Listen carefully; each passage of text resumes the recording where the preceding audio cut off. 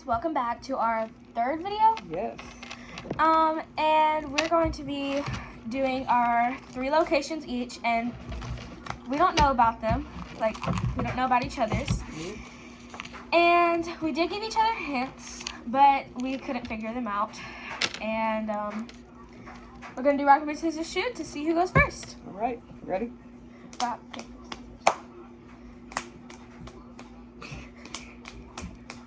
oh my gosh. Yay, Finally! I win! Finally, guys. I win, okay. Are you ready for this? You're gonna like mine better. I don't know about that. Yep. And we're still going to be voting at the end which ones we would like to go to the most. So. All right, so as you know, I grew up in Tennessee. Is all of them in Tennessee? Pretty much. Okay. Yeah. There's Tennessee State Prison. Oh gosh, it's a prison. Yes, it's located in Nashville, and it opened in 1831 and closed in 1992. Fun fact, I went to school not too far away from it. How far? About 2 or 3 miles. Oh. Yeah. Oh yeah, isn't that also one that you snuck into? Yeah. Yeah. Me and a couple friends snuck into it. And it's actually closed, and you're not supposed to do that. So I am sorry to whoever owns it. They were thinking about turning it into apartment buildings. But I think that plan has been scratched. It better be. Really interesting fact is teens and young children served in there in the early 1900s. Like as servants? No, as prisoners. Why? Crimes. It was a children's prison. Wait, so the state prison was a children's prison? And an adult prison. They were all together. Yeah. I feel bad for the kids. Right. They were also, the children were whipped for disobeying and talking. Just for talking. Just for talking. And actually, there is no record of any electrocutions happening or any kind of executions. But the only record that I could find that's confirmed is 78 by electrocution. So 78 people were electrocuted? Yes. The first person was Julius Morgan in 1916. All the way to the last person, who was William Tynes in 1960. So 60 minus 16 is 54? Yeah, 54 years. Also, something I told you. Oh, yeah. There was a pork chop riot. That's funny. And it happened in 1975. Now, it didn't just happen because there was no more pork chops in the cafeteria. It also sparked outrage because of the conditions of the prison. They were dirty, they were nasty, it was just inhuman conditions that they were living in. So it wasn't only called the pork chop riot because they wanted pork chops, but because it was how bad the prison was. Correct. In 1982, the prison became known as being unconstitutional because of the overcrowding and the inhuman conditions. What's unconstitutional? The court decided, they were like, you know what, it's not fair to the inmates and all that.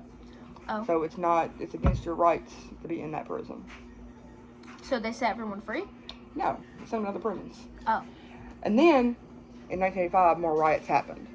It's not called the pork chop riot, is it? No, it's not. They did not have a name for it, but it was Oh. just a bunch of riots that would start from 1985 and on. That's sad. Because of the conditions of the prison. Now, you ready to be grossed out? No. I did not know this, and I lived so close to it.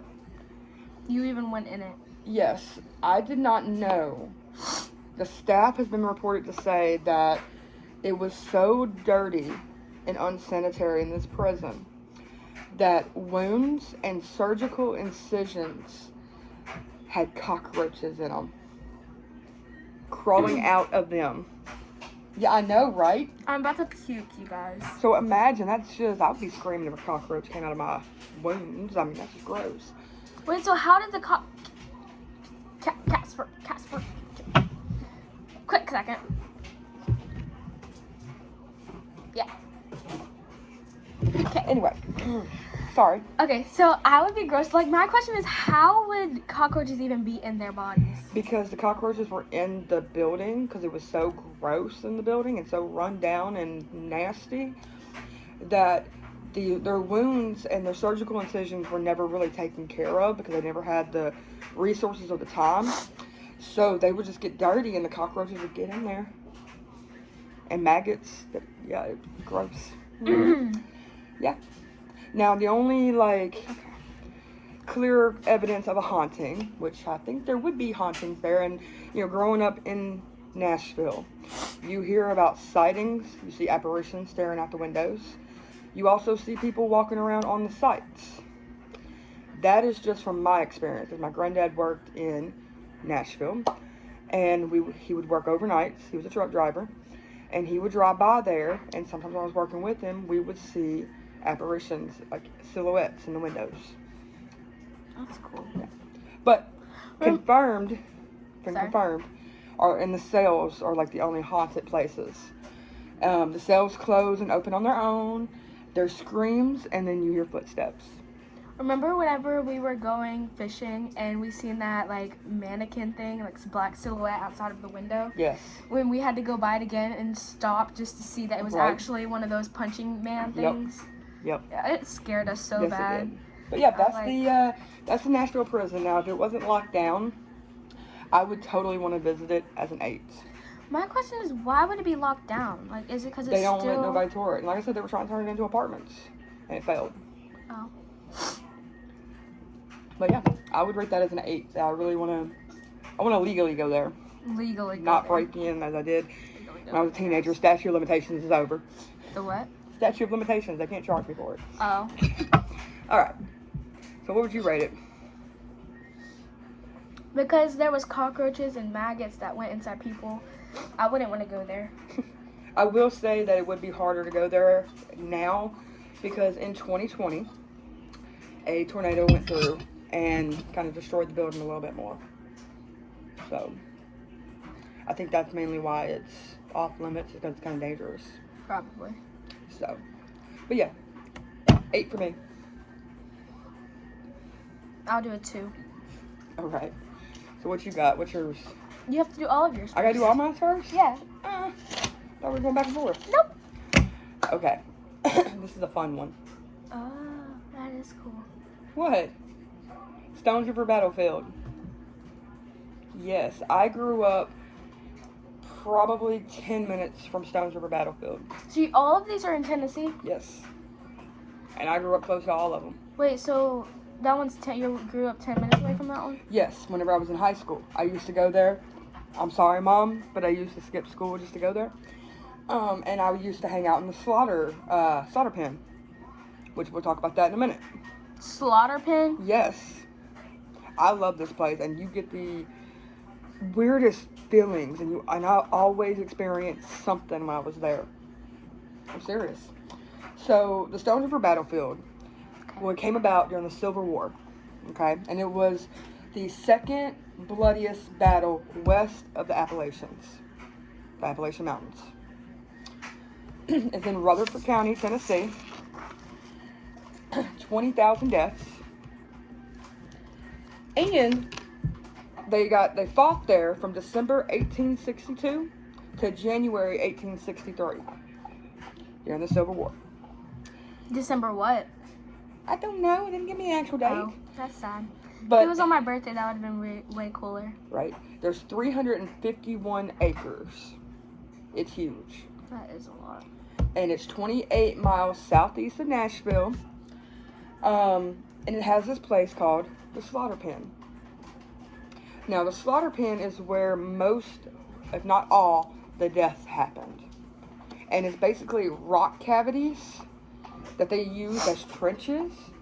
I mean, it's really cool. If you were to see, you gotta look it up. It's really cool. But I went there, and they have cannons on site. They also have a cemetery there. I heard cannons, like booming cannons. And I could have swore I heard military people marching, and I thought I seen one. That is cool, Yes. actually. Yeah, I want to go to the Slaughter Pen. Yes, it's so freaking cool. Now, as I mentioned, the ghost is not very, I don't think they're really negative ghosts because I never really got a negative feeling from it, okay? So mainly what you hear is horses galloping. You hear the cannons, you hear voices, and sometimes you can hear the click of the heels of their shoes. Like whenever they like go into Yeah. like, wow. Or you hear gunshots. It's pretty awesome. I would definitely like to go back just to investigate. I mean, this one seems so much cooler than the state prison. Oh, So it's awesome. And it's they also grow cotton there. Yeah. Yeah, that was my first time ever seeing cotton grow. That is cool. Yeah. So, I really love Stones River. I would really like to go back whenever I go back to Tennessee. Just to do EVPs of the slaughter pen. Like, and find out what actually happened there. I mean, we know the Civil War. Now, I will say, me and my friend Chelsea got lost. And that's almost impossible to get lost there. But we got lost, and it was like we got so disoriented, it wasn't even funny. So then there was something in there that was making y'all get lost. Yeah, I think they wanted to show us something because I seen something I've never seen before. What? I seen a big old field out there I've never seen before. I wonder what happened on that field. I don't know.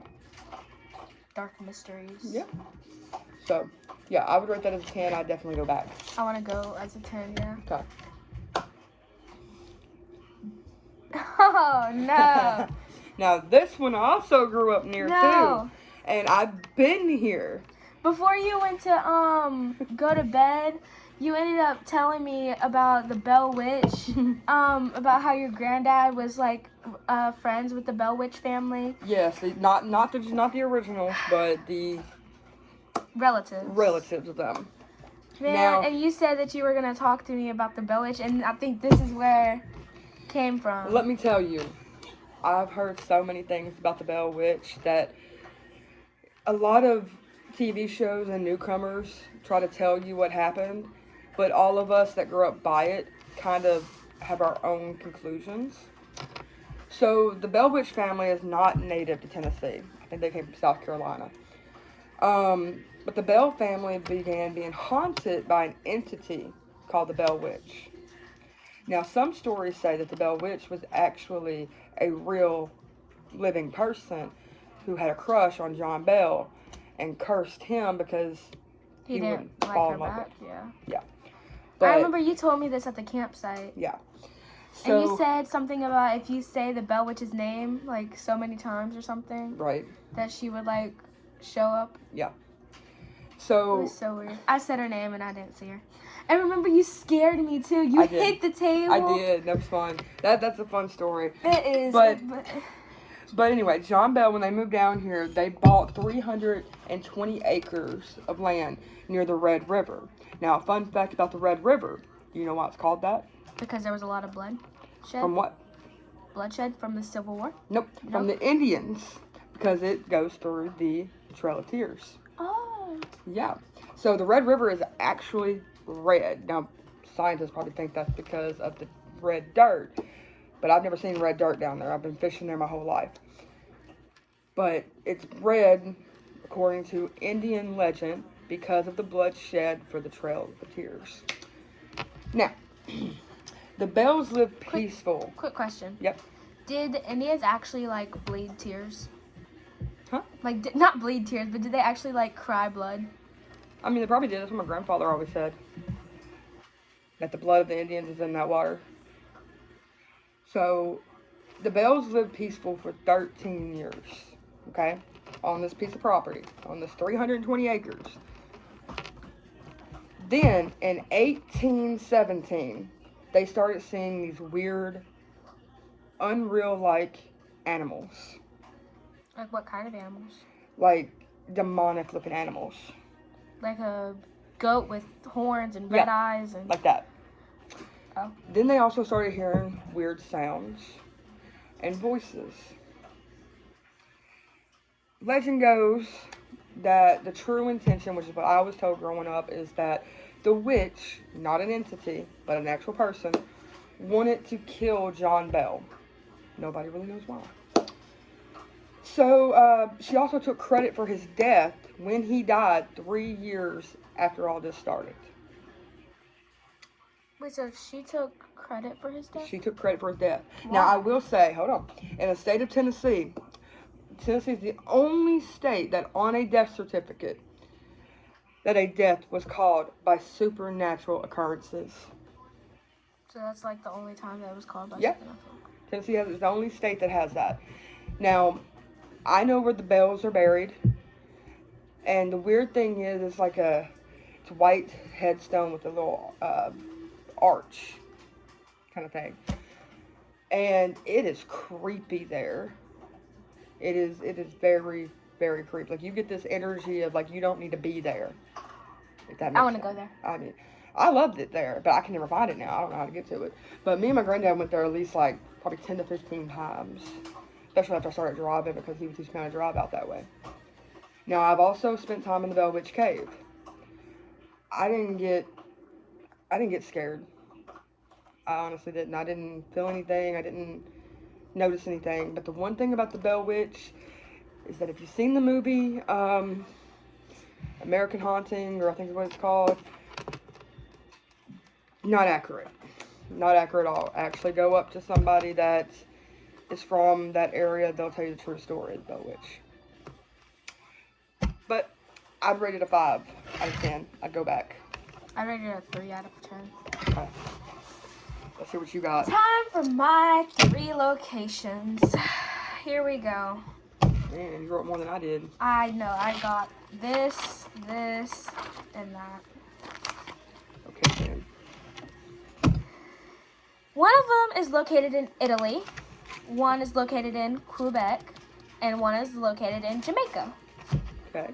My friend is from Jamaica, and she's like my best friend, so I thought I'd choose a Jamaican place and tell her about it. All right, what you got? So the first location is in Italy. Mm-hmm. The city is Italian Alps, and the place is Brixen Castle. I think I've heard of that. I don't know. Tell me about it. Brixen Castle overlooks the Isaac River, which is 20 miles from Brenner Pass near the town of Brixen Castle. And near the town of Brixen Castle is a ruined castle known as Brixen Ruins.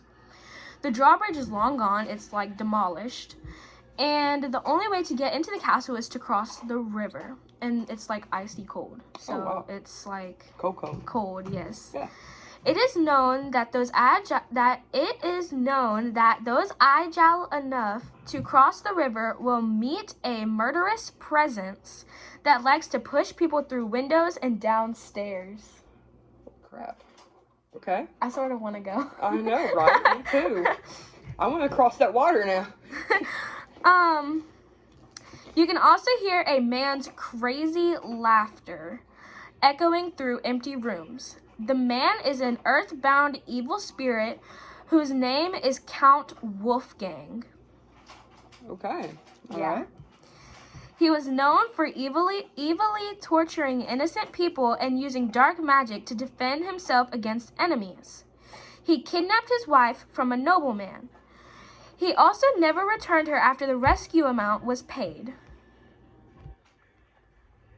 Oh, I'm not done. I know. When Count Wolfgang got tired of her, he threw her off the castle and into the Isaac River. What? Or Isaac River. The same thing happened to any woman who set foot near the castle. Yeah, we're pushing you there. We're pushing you there. So. Yeah, we're gonna put you there to see if he pushes you. Wow. I'll stand there and catch you. No, you won't. Oh, man. So that is the Brixen. 10 out of 10. Yeah, it was actually like a 500 out of 10 for me because I got so into it. Yeah. But the one with Jamaica, that one is over 1 billion for me because No. That's the third one, right? Yeah. Okay. What's this one? Well, it was the third one, but I had to write it as the second one because I skipped a page, and yeah. Now we're going to Quebec. The city is Shawville, and the place is Dag Poltergeist. Okay. Can you understand why it's called Poltergeist? Yes. Why? They move things. I know, but what kind of things? Okay, I'll get it. Just yes. Yeah. Anyway, the Dag family farmhouse was the center of demonic activity for over 2 months. It became known as Amityville Horror of Canada. Okay. Amityville, Canada. Mm-hmm. Okay. I don't even know what that is. Amityville's a hoax. My opinion. What's Amityville? I'll explain it later. Oh, okay. I just seen it and wrote it down. You know they can see your feet. There's notifications coming through, and he has to scroll them up and to move them. Yeah. And that's on the side of the camera, so yeah. it's okay. George Dag lived with his wife, 2 children, and adopted 11-year-old orphan named Dina McLean. The first sign of something evil is when they had money disappear, then show up out of nowhere. Mm-hmm. That dog is getting on my nerves. Mm-hmm. Sorry, guys. Okay. So when they had money disappear and show up out of nowhere, and then show up out of nowhere. On September 15, 1889, the family found filth mixed with sugar covering both doors and their bed sheets. And after that, all broke loose. It said all hell broke loose, but, trying to keep this kid friendly. I don't know. Okay. There was poltergeist activity, such as pots, pans, pails, and dishes flew all around the house. Furniture was all turned upside down.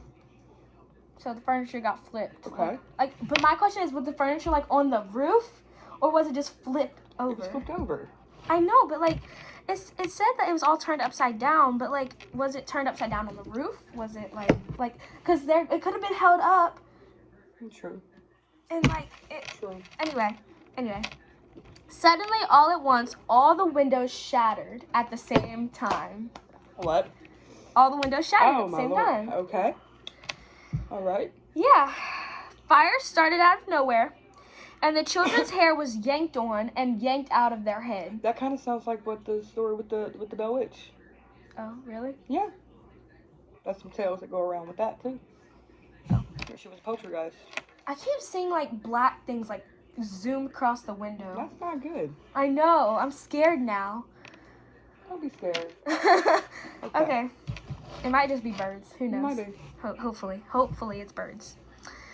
So fire started out of nowhere, and the children's hair was yanked on. People all throughout Quebec came to witness the poltergeist activity. Elizabeth Barnes, which she was a famous psychic and medium, was summoned from Plum Hollow, Ontario, and she felt a witch had put a curse on the family. Dina became thin and pale and eventually told them that she could see the demon and hear what he said. I know. Kind of sounds like Insidious in a way, too. Yeah, she could see the demon and hear him speak. Okay.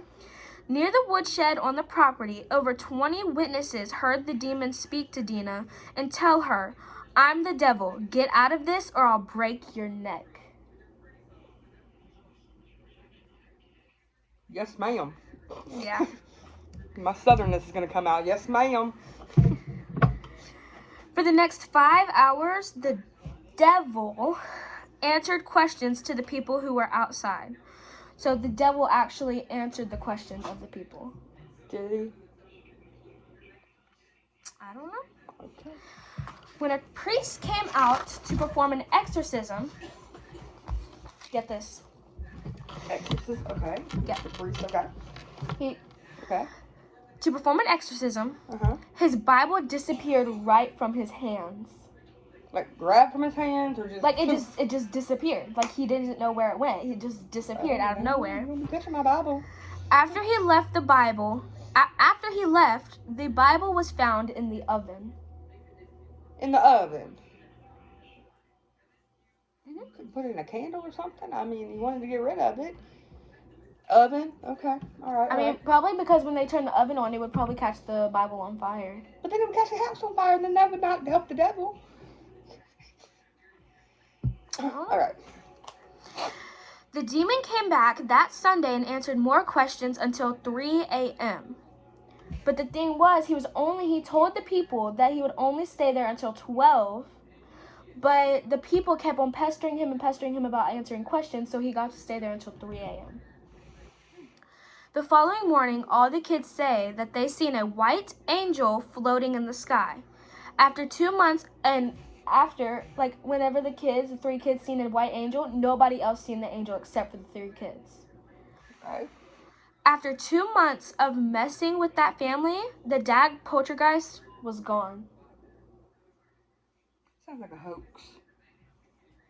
I don't know, That's but my opinion, a hoax. that's what it says. I mean, I don't think I would even want to speak to the devil, in all honesty, because, no. But I'd rate that as a 3. You? Well, I mean, I wouldn't want to go there because, like, if there is a devil there, I don't want it to be attached to me. Right. So I would rate it, like, You're a very attachable person. Everybody likes you. Sure. So I would probably rate it a 4 out of 10. Okay. Because I just wouldn't really want to go. But I bet you if we get, like, 700 subscribers, we could go. Yeah. So subscribe. Don't forget to subscribe, click that notification bell, and give us a thumbs up. Okay. Jamaica. Mm-hmm. The city is Montego Bay. The place is Rose Hall Plantation. I've heard of that. Mm-hmm. It's been on, I think, Ghost Adventures, I think. Yeah, I've heard of that. Okay. Or maybe it was on World's Scariest Places, or that one with Lisa Blair. Anyway, go ahead. He watches way too much stuff. I know. You are doing too much. I'm sorry.